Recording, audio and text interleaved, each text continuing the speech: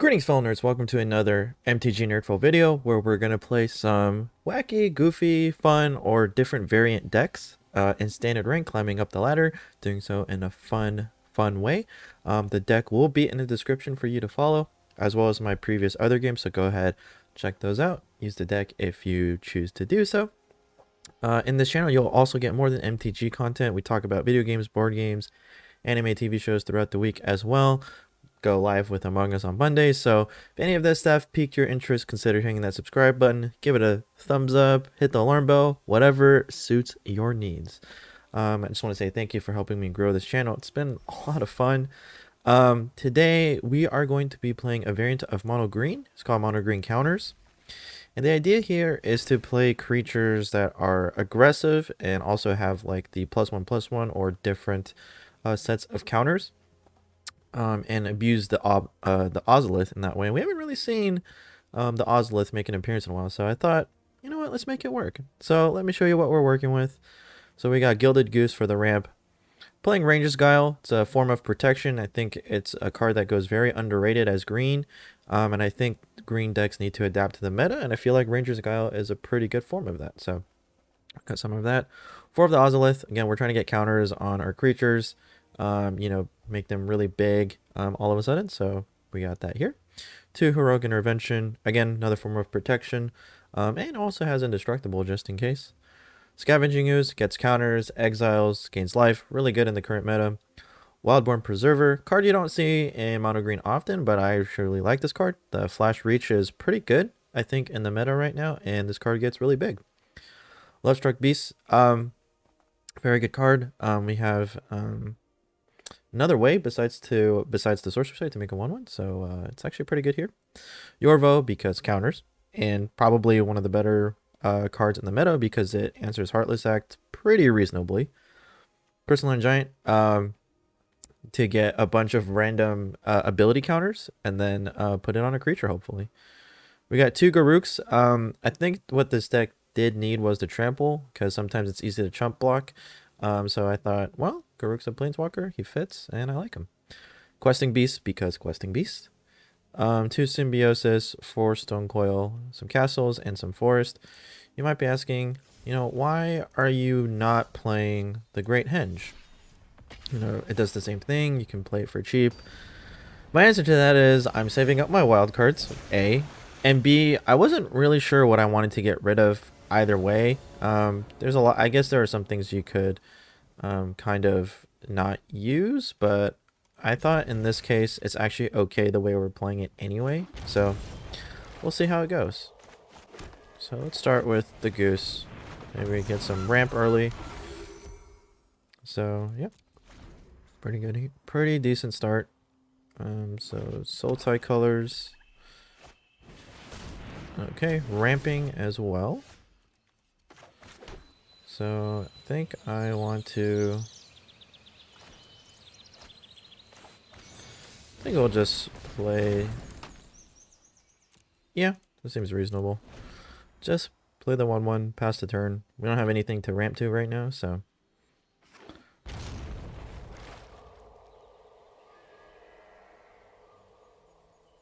Probably play the Lovestruck Beast next turn, hold up the 1 mana for the Ranger's Guile, so I feel pretty good about that.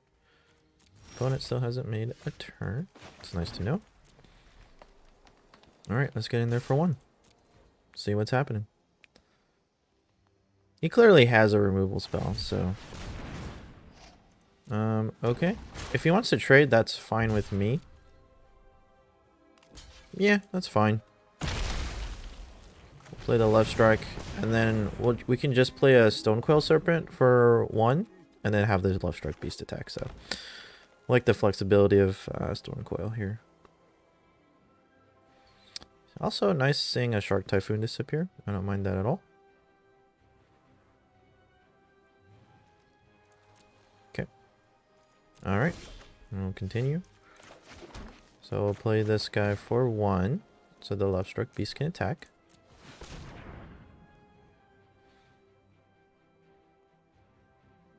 Might see a counter here.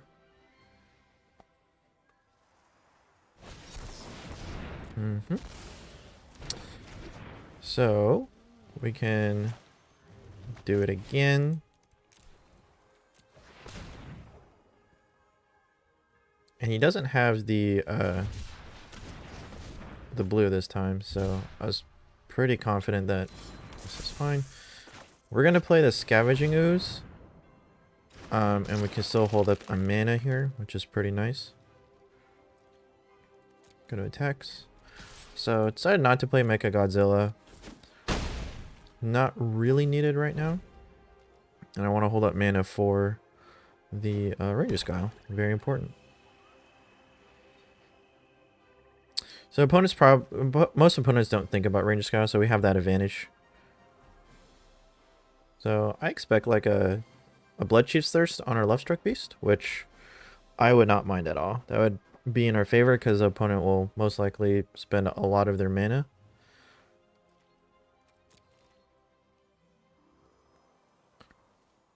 Alright, oh well, if they choose not to do anything, just all the better. So let me see what they're working with. Why not play the Mecha? We can play the Mecha Godzilla pretty comfortably. Go to combat. Okay. Probably a Shark Typhoon, but it's not too bad, whatever happens. Oh, perfect.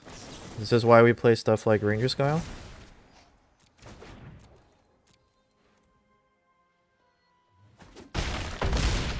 It also pumps the creature slightly, which is pretty nice.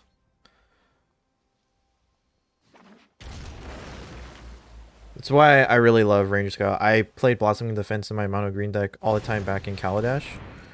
Okay, so looks like he is getting an answer.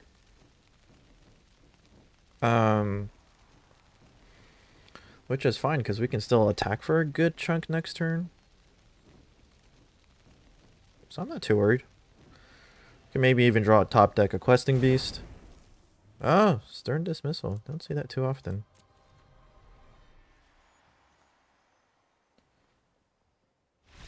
Okay, we got it.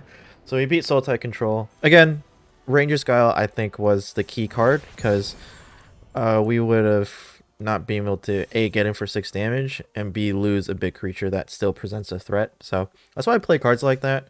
I'm always going to be a big pusher for playing aggressive decks like that. I should say I'm a big pusher for Mono Green to play your defensive spells like that, because why wouldn't you want to continue to keep presenting a threat, especially in a heavy removal meta? And I like this deck too because like Heartless Act is such a premium removal card, and putting counters on creatures that like normally don't get counters, like Questing Beast from the Ozolith, really good. Normally wouldn't keep this, but since Symbiosis does tap for a land, I think it's okay. We can turn 2 Stone Coil, turn 3 Stone Coil if need be, and then maybe play Garruk. Not really sure. We're not going first again. We're used to that. In this channel, you're gonna see us win from behind already. That's what we do here. Okay, tap land. Oh, well, that made my decision a little easier. Alright, and then we'll pass the turn. We don't want to play Stone Coil Serpents for 0. Generally a bad idea. Ooh, Boris Warriors? Let's go.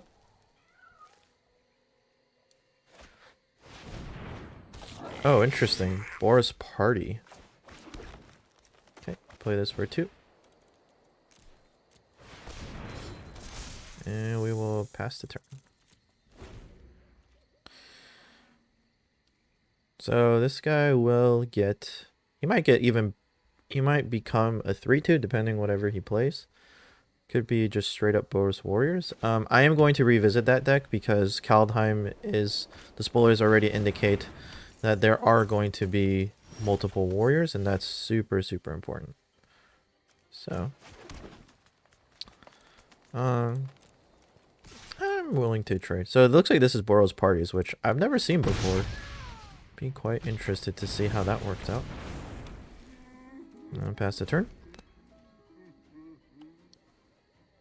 Could be Embercleave coming in here. Ooh. Oh, Squad Commander. Okay. That's not too bad. So I want a Garuk. Civilization sickens me. I think I just want a big damage guy coming in. They're a stampede of one. It's more than half his life total. And his attacks aren't like super favorable. Oh, I say that, and then the Winota came in, so that was slightly unfortunate. Oh, balls. Okay.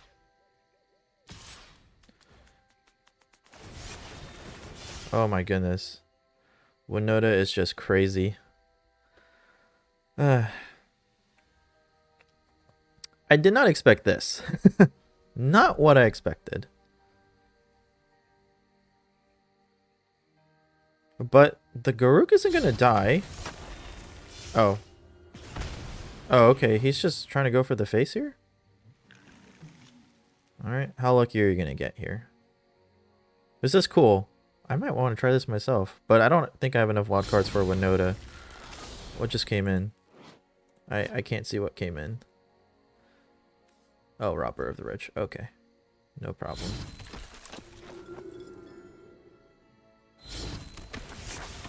Okay. Lots of things coming in here. So I can't do math, but I'm still alive. That was funny. I think I'm dead though.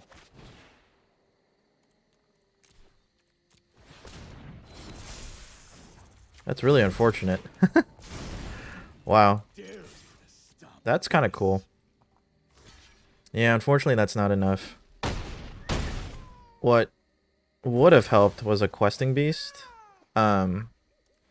Because I play the Stonecoil Serpent, play the questing beast, and then give trample to the quest. Actually, I guess not.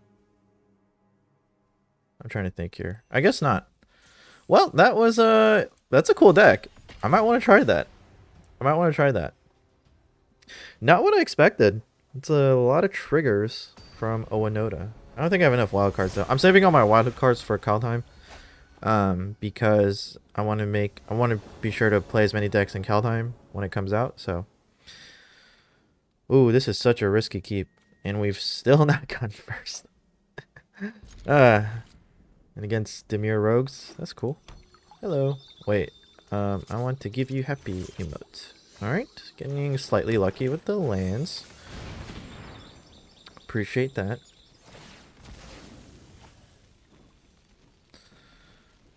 I'm hoping that I do also want to draw like a Ranger Skyle to protect my stuffy stuff. So these Guild Enforcer, sure. There goes Questing Beast. There goes a land I would have liked.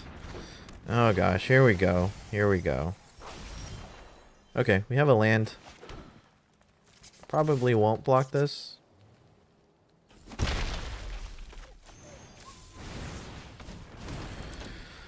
So, next turn, it's between the Mechagodzilla or one of the Lovestruck Beast. It's kind of tough, honestly, because Mechagodzilla will be a little bit harder for the opponent to kill. Because most likely the opponent will be playing a Heartless Act. Ugh. But it's nice to see that they tapped out. So, that being said, I know they have a Drown in the Lock. So, actually, I don't mind if they counter the Mechagodzilla. And I want to incentivize them to use their counters as much as possible. Because I want to make sure that we can land our Questing Beast and other stuff that we like. Okay, so he went to the bottom, so that probably means that he's looking for a land. Is my thought. Still milling us here. Slightly annoying. Kind of needs to stop that.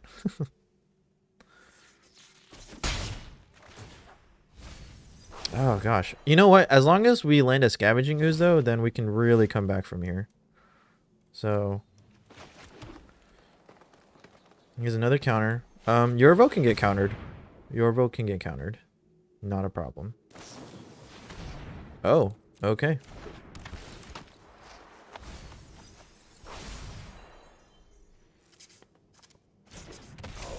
That's actually pretty huge for us. No attacks. Ooh, okay. We can beat rogues, just... this is not the CGB version, which honestly I prefer seeing the CGB version because it's actually easier to kill in my opinion, but... alright, perfect. This is why we play Ranger Skyle.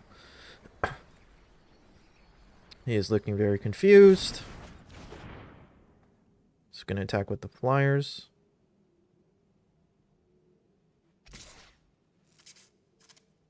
Oh, please attack with the Death Toucher. Okay. Oh, okay. You're a little smarter than I would have liked, but that's okay. Oh. Okay, 2 lands. Don't mind that. Don't hate that. Because maybe we can draw into... no. Wow. You're going to give me 3 lands in a row deck? Really? Really? Did you... I'm not really digging that. I'm willing to attack with everything. I don't think he wants to take this much damage. Okay, that's fine. Because we have another Love Struck Beast, so it works out.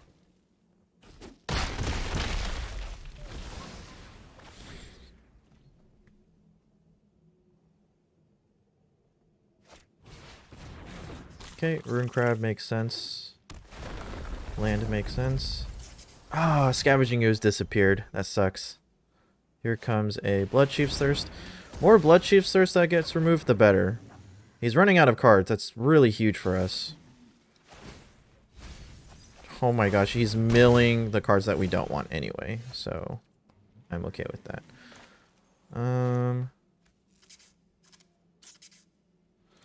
Well, do we pay the 3 life to play double Love Struck Beast? I think the answer is yes in this case. It's a lot of damage. We have a Questing Beast in hand. If we draw a Garruk or a defensive... even a Heroic Intervention would be perfect because we could play the Questing Beast and then the Heroic Intervention. That's fine, as long as he doesn't have another mana to pay for that. We're looking pretty smooth. He still continues to mill. Oh my gosh, I think that's our second Scavenging Ooze. But honestly, I would rather prefer a Heroic Intervention at this point, so... I'm okay with this. 100% okay with this. Sure, sure.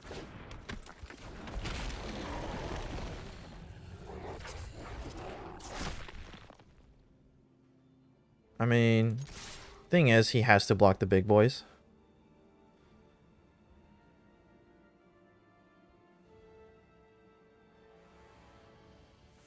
He can't block the crab with the Questing Beast, so he's gonna have to make a decision here.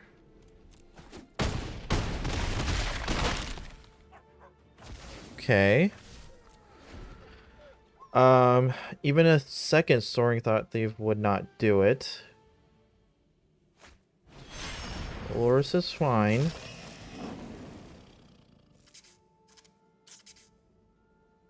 I think a Garruk would help me win here. That seems like the worst one to have played, but... okay. I'm kind of banking... I was gonna say, I'm kind of banking on a Garruk coming up, so I'm not like... but we got it.